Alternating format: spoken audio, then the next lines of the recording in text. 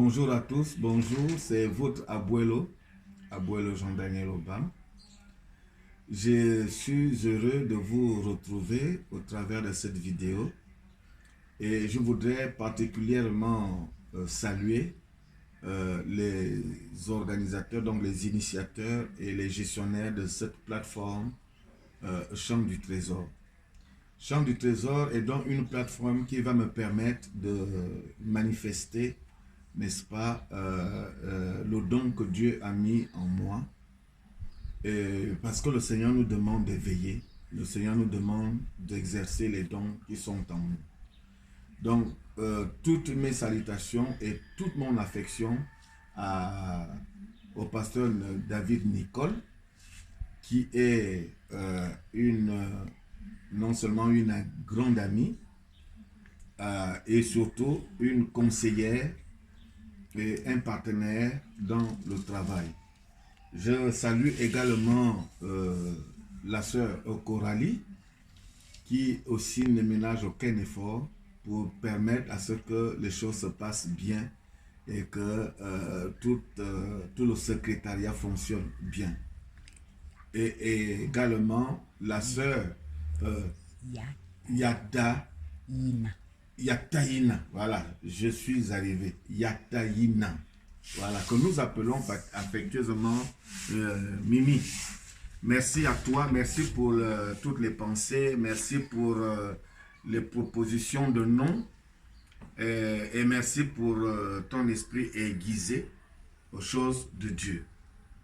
Donc, je vous salue tous ceux qui ont adhéré et vous remercie de la confiance et vous encourage également d'aller dans le sens de notre vision et dans le sens de l'édification du corps de Christ, dans le sens d'aller vers la parole de Dieu. Permettez-moi de vous retrouver tout à l'heure. Nous avons quelques difficultés avec l'Internet qui rame un peu, mais tout le message va vous parvenir. Que Dieu vous bénisse. Merci beaucoup. Vous retrouvez encore une fois, c'est votre abuelo. Vraiment très heureux de vous retrouver. Et je voudrais avec vous lire dans le livre d'Apocalypse, au chapitre 3, le verset 3.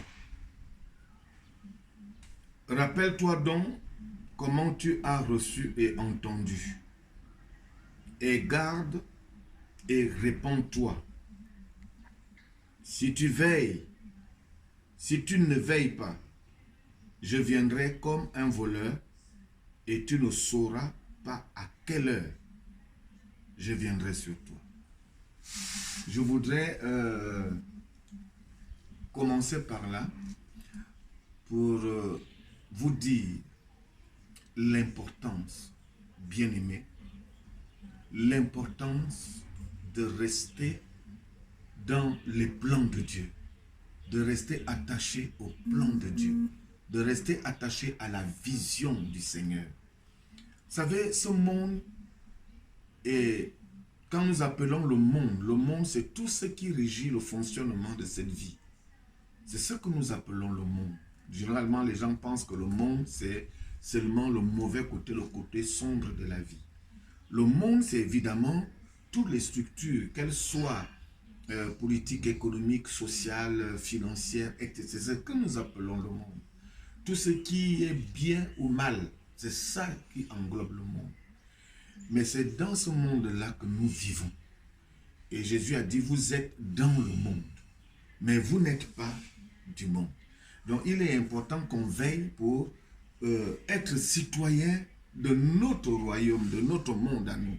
Parce que ce monde ici-bas ne nous appartient pas. C'est-à-dire que tous ces principes-là ne nous engagent pas, ne sont pas avec ceux qui sont avec Christ. Mais il a été sage en disant, vous n'êtes pas, vous êtes dans le monde, mais vous n'êtes pas du monde.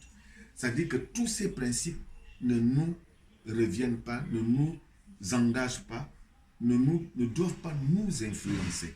Souvenez-vous de la fille de Jephthé. J'aime prendre cet exemple, qui avait dit à son père, après qu'elle soit venue accueillir son père de la victoire sur les fils d'Ammon, La fille de Jephthé, voyant que son père était complètement désemparé et déprimé, lui a posé la question, que se passe-t-il, père? Il lui a dit que j'ai fait une promesse à Dieu que la personne qui viendrait me saluer à mon retour de victoire, je vais l'offrir en holocauste à Dieu. Et la fille de Jephthé a dit, père, ce que tu as dit, fais-le. Ne change pas ce que tu as dit, ta promesse. Mais laisse-moi 2 mois pour aller pleurer ma virginité. Voyez-vous, cette fille a dit, quand vous lisez bien ces paroles, elle a dit, laisse-moi descendre vers les montagnes. Et cela m'a interpellé. Je dis que, mais en fait, on ne descend pas vers les montagnes, on monte vers les montagnes. C'est dire que quand vous êtes enfant de Dieu, quand vous êtes du royaume de Dieu, il est évident que vous vivez au-dessus de toutes les montagnes. Que ce soit les montagnes de ce monde dont j'ai parlé tout à l'heure, tout ce qui peut être élevé ou abaissé, tout ce qui peut être bien ou mauvais, tout ce qui peut être digne de louange ou pas, et qui appartient au monde. Nous sommes au-dessus de toutes ces choses-là. Que ce soit des biens matériels, et les biens financiers, quels que soient les biens, nous sommes au-dessus de ces choses. Que ce soit également le monde obscur, c'est-à-dire tout ce qui est mauvais, les persécutions, la pauvreté, le manquement, les difficultés et toutes ces choses-là qui font en sorte que les gens puissent se suicider, nous sommes au-dessus de ces choses-là. Voilà pourquoi la fille de Jephthé a dit, laisse-moi descendre vers les montagnes. Donc les montagnes sont en bas, notre royaume est en haut. Donc, le texte que je viens de lire m'interpelle beaucoup. Jésus dit, il dit, rappelle-toi comment tu as reçu. Voilà. Rappelle-toi comment tu as reçu. Je vous retrouve tout à l'heure. Gloire à Dieu. Donc, je disais que la Bible dit, rappelle-toi dans ce que tu as reçu, comment tu l'as reçu. Donc, il est important de veiller sur le don qui nous a été fait. Il est important de veiller sur la grâce qui nous a été faite. J'ai une histoire qui me touche beaucoup dans la Bible. C'est cette histoire de cet homme qui a remis 10 000 à 10 personnes et qui est parti pour un long voyage pour se faire investir. Voyez-vous, quand j'examine profondément cette histoire formidable, cet homme qui voyage et qui remet 10 000 à 10 personnes et qui voyage, qui fait un long voyage pour se faire investir et qui revient. C'est en fait la même personne. Le Seigneur, c'est une illustration pour nous montrer l'importance de garder ce que nous avons reçu.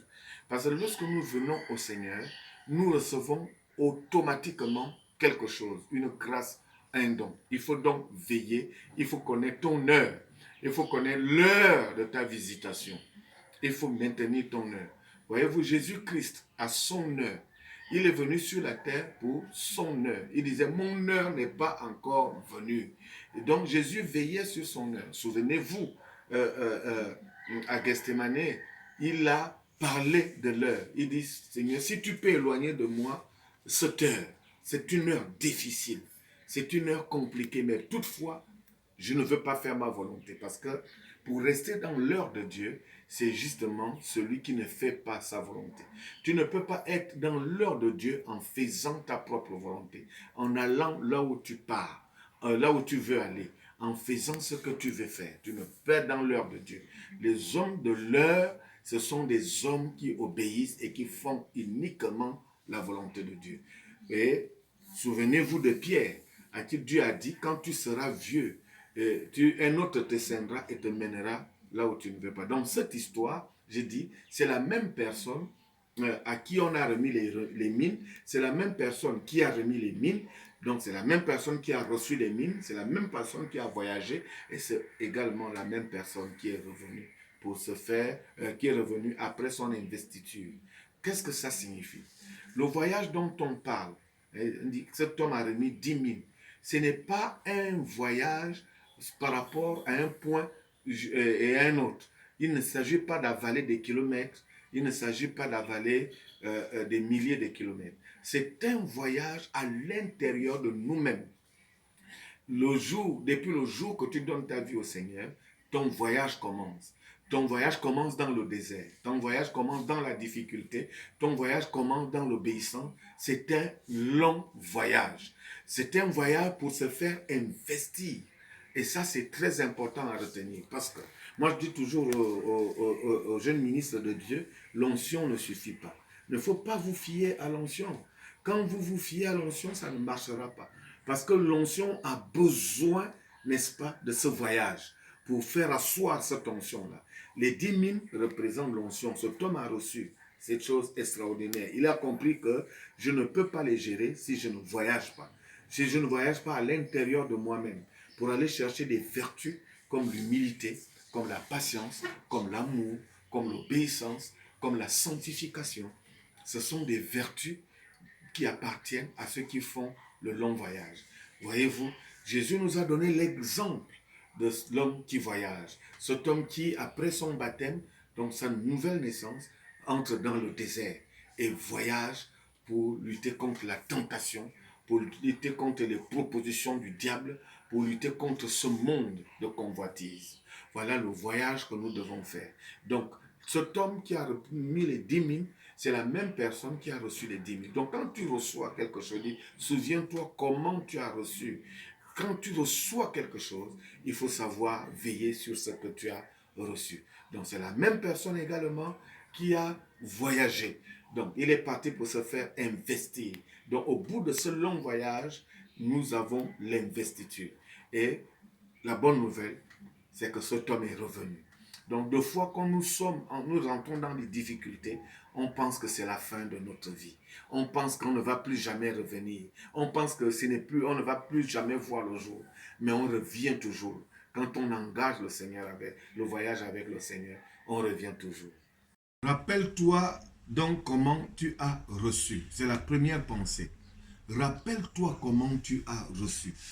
La pensée principale de mon intervention, c'est l'heure, le mystère de l'heure. C'est ça mon thème, le mystère de l'heure. Connaître l'heure, c'est important. Je voudrais commencer par un témoignage. C'est vrai que l'Internet nous embête beaucoup. Nous sommes obligés de faire ça en cascade. Mais n'empêche que nous ne pouvons pas ne pas donner nos pensées. Je ne peux pas ne pas donner exactement ce que Dieu m'a mis dans le cœur. J'ai eu une vision, j'ai été transporté dans une église de la place où je devais enseigner pour une grande conférence. Je sais que cette église a beaucoup de monde. Et quand je suis arrivé, à ma grande surprise, la conférence commençait à 3 heures du matin. J'étais surpris, je dis que mais est-ce que c'est une heure de conférence à 3 heures du matin? Et j'ai trouvé, la deuxième surprise, c'est que, sachant que cette église regorge de monde, mais j'ai retrouvé à l'église qu'une dizaine de personnes. Et troisième surprise, cette dizaine de personnes étaient comme des gens qui étaient en deuil. Et cela m'a beaucoup touché. Et quand je me suis réveillé, je n'ai pas compris quelle était cette vision extraordinaire que je venais d'avoir, où je dois prêcher dans une église et j'arrive à 3 heures du matin. Deuxièmement, les gens sont peu nombreux alors que c'est une grande église. Troisièmement, les gens sont habillés comme ceux qui sont en train de faire une veillée mortuaire. Le Seigneur m'a donné des explications sur ces 3 questions que je me posais. La première explication, c'est que l'Église doit connaître l'heure du Seigneur. L'heure du Seigneur n'est pas dans une horloge. L'heure du Seigneur n'est pas dans le temps physique.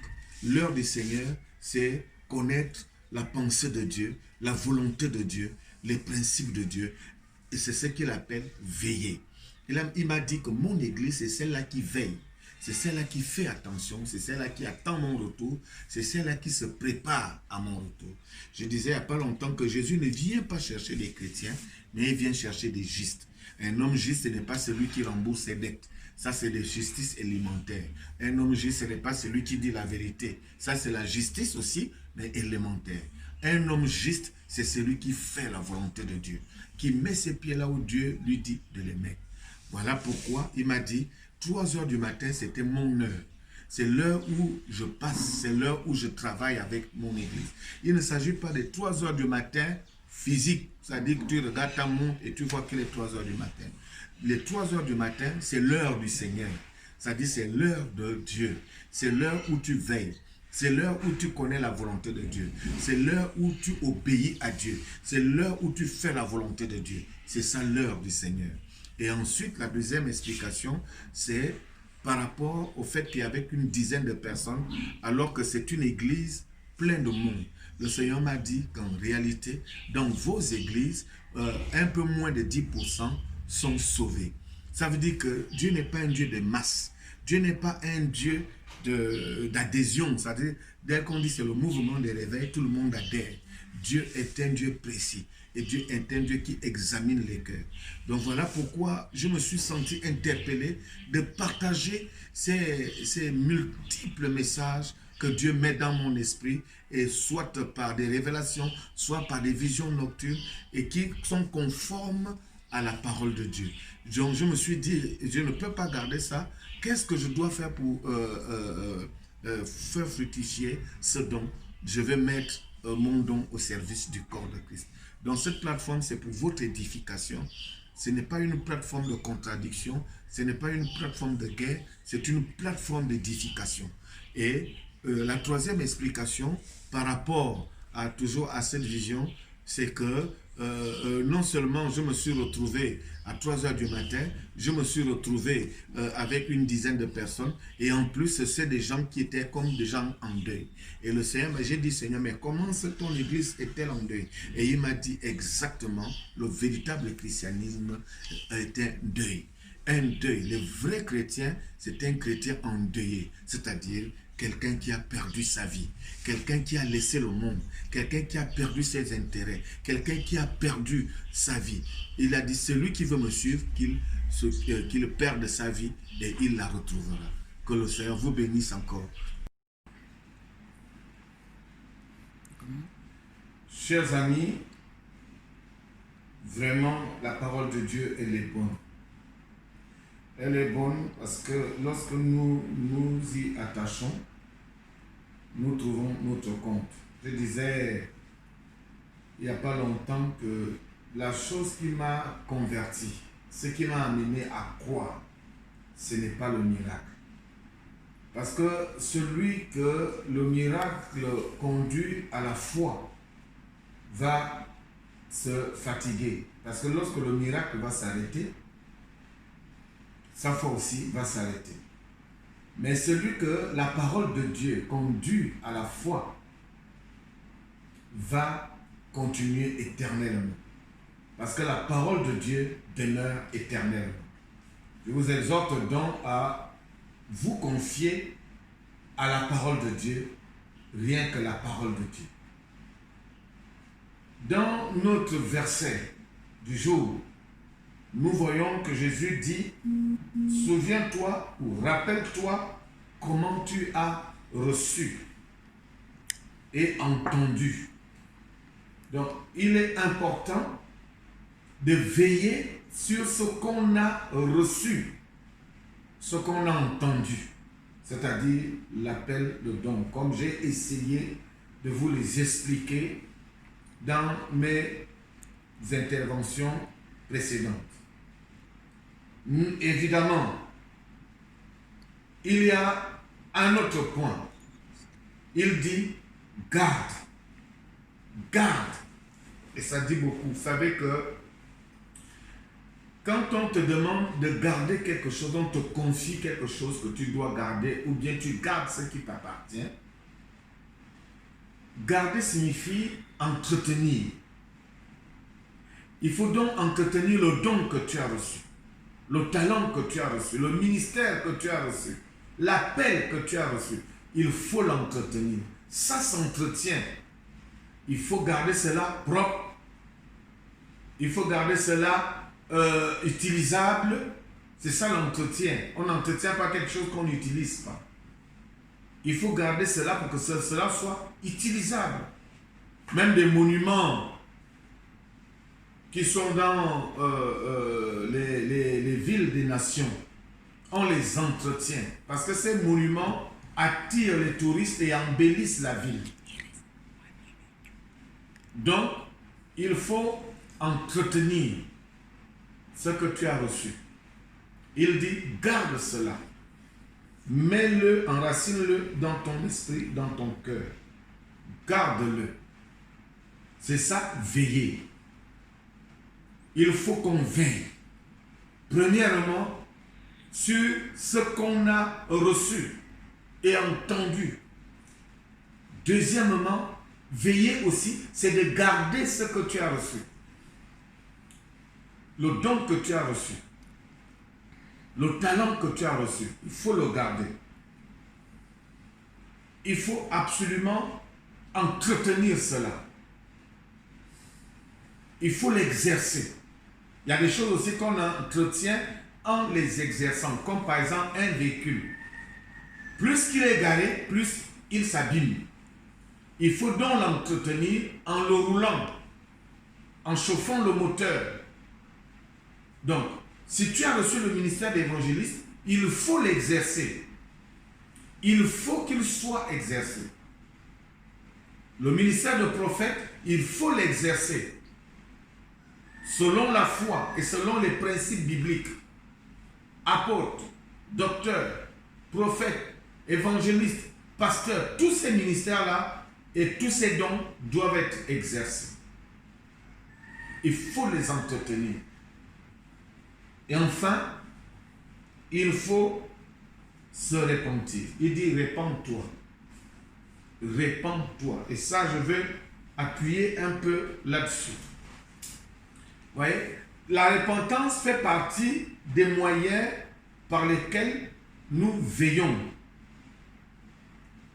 Nous veillons parce que quand quelqu'un veille, il veille pour attendre le jour. Quand on dit il faut veiller pour attendre le jour, il faut veiller pour que quelque chose ne passe pas, il faut veiller pour quelque chose, tu ne le rates pas. Donc veiller, il y a beaucoup de choses. On veille pour ne pas rater quelque chose. Ces trois principes importants, veiller sur ce que tu as reçu, garder ce que tu as reçu et te repentir. Je disais donc la repentance doit être notre quotidien. La repentance, c'est une forme de... C'est comme un sport. Quand quelqu'un veut perdre des kilos, vous savez, nous autres là, on a du mal à garder la ligne. À nos âges là, garder la ligne, c'est difficile. Ça demande beaucoup d'efforts, beaucoup de travail, beaucoup d'exercices. Il faut marcher, il faut faire le footing, il faut courir, il faut faire des exercices. Garder la ligne n'est pas facile. C'est la même chose dans le plan spirituel. Il faut garder ta ligne. Et l'une des choses, l'un des exercices difficiles pour garder la ligne, c'est la repentance. La repentance engage l'honnêteté. La repentance engage l'humilité. La repentance engage la vérité. Il y a des gens qui ne savent pas s'humilier, qui ne marchent pas dans la vérité, qui ne marchent pas dans la droiture, qui ne savent pas se repentir. Or, la repentance fait partie des trois piliers qui nous permettent de rester éveillés. Si tu ne te repens pas, si tu ne sais pas te repentir de tes péchés, de tes offenses, des offenses à Dieu, des offenses aux hommes, tu ne peux pas rester dans la course. La repentance est très importante dans le ministère. Et il faut comprendre ce principe de la repentance pour ne pas le faire vaille que vaille. Parce que dans la repentance aussi, il y a de la sagesse. Beaucoup de gens ont échoué parce qu'ils ont fait de mauvaises repentances. Beaucoup de gens ont échoué parce qu'ils ont mal balancé leur repentance. Mais la repentance est très important pour un homme. Ça nettoie le cœur, ça nettoie la vie, ça nettoie ton environnement spirituel et physique. Ça te permet de gagner des victoires, ça te permet d'aller de l'avant, ça te permet d'avoir des portes ouvertes. La repentance. Voilà pourquoi il a dit de veiller en gardant, n'est-ce pas, ta vision et ce que tu as reçu, ce que tu as entendu, en le gardant, en te repentant. Il faut veiller. Il dit, cette dernière partie me touche beaucoup, il dit, et tu ne sauras pas à quelle heure je viendrai sur toi. Il y a donc une heure pour Dieu atterrit. L'expression « je viendrai sur toi », c'est comme si on va subir une pression, on va subir une pression surprise. Et si nous ne sommes pas dans la bonne nature, nous n'avons pas la bonne nature, nous allons subir cette pression et elle va nous écraser. Souvenez-vous que Jésus-Christ est cette pierre-là qui tombe et qui brise, et sur laquelle aussi on tombe et on se brise. Donc, il dit, je viendrai sur toi. Tu ne sauras pas à quelle heure. Donc, garde ce que tu as reçu, veille sur ce que tu as reçu et garde ton appel, occupe-toi de ton appel et répands-toi surtout. Répands-toi, c'est très important. Répands-toi, nettoie ton cœur, nettoie ton ministère, sois honnête, sois propre et les portes seront ouvertes. Dieu va te bénir. Voilà un peu, mes amis, notre entrée n'a pas été facile parce que aujourd'hui l'Internet a fait des caprices, alors que d'habitude c'est fluide, c'est facile. Mais pour la première fois, on a des petits soucis avec notre Internet, mais qu'à cela ne tienne, le message est passé et l'ouverture du forum a eu lieu. Je voudrais encourager les uns et les autres à rester connectés et surtout à rester dans la vision de ce que nous sommes en train de faire et à permettre l'épanouissement de cette vision, donc de cette plateforme. Merci encore à la révérende Nicole. Merci encore à tout le bureau et merci. Que Dieu vous bénisse. Nous sommes ensemble.